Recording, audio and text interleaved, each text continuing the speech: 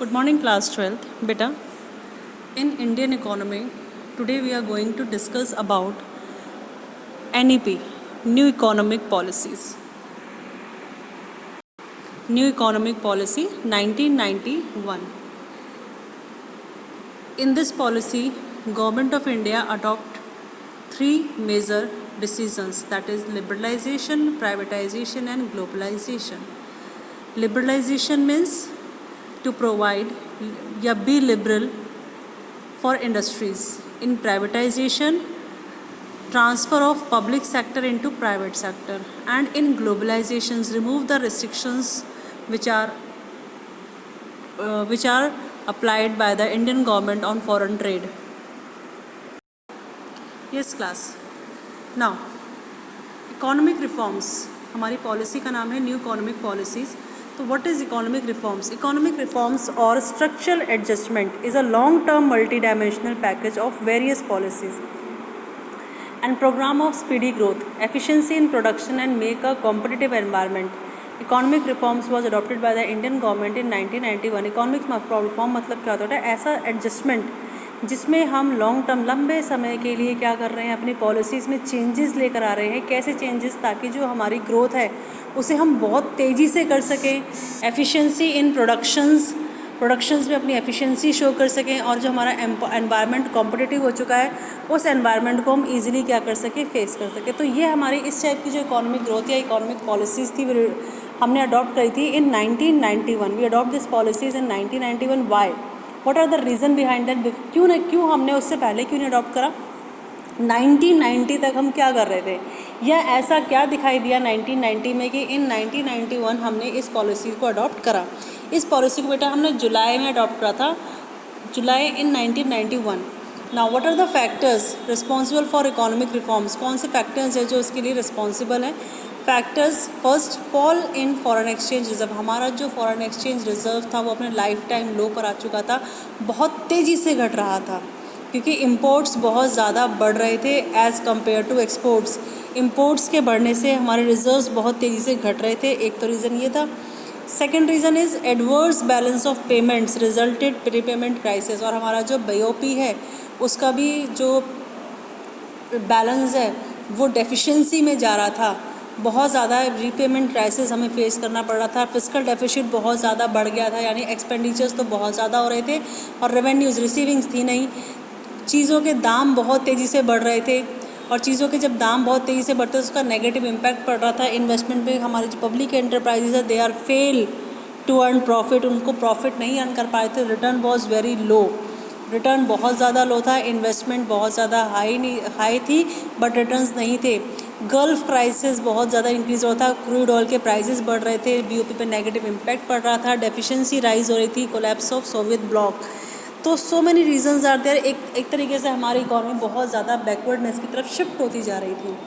Then we adopt new economic policies. तब government को realise हुआ कि हमारा जो रिजर्व इतनी तेज़ी से घट रहा है तो ऐसा एक टाइम आ जाएगा कि we are not able to foreign trade. हम कुछ भी इम्पोर्ट एक्सपोर्ट्स नहीं कर पाएंगे. तो for that reason in July 1991 government adopted new economic policy. It refers to economic policies introduce since 1991 to remove the productivity and profitability.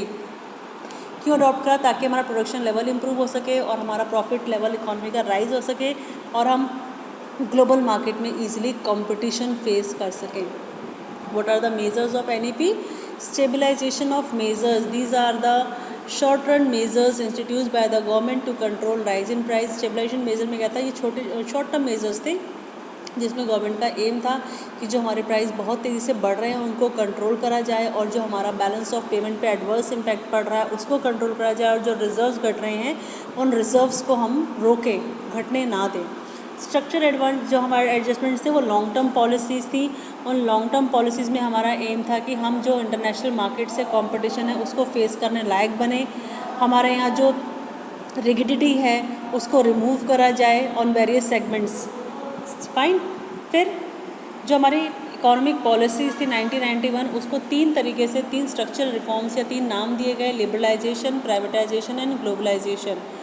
Liberalisation means It means removing all unnecessary control and restrictions like permit, license, protectionist duties, quotas, etc. In other words, it mainly defines as losing of government regulations in a country to allow for private sectors company to operate business transaction with fewer restrictions.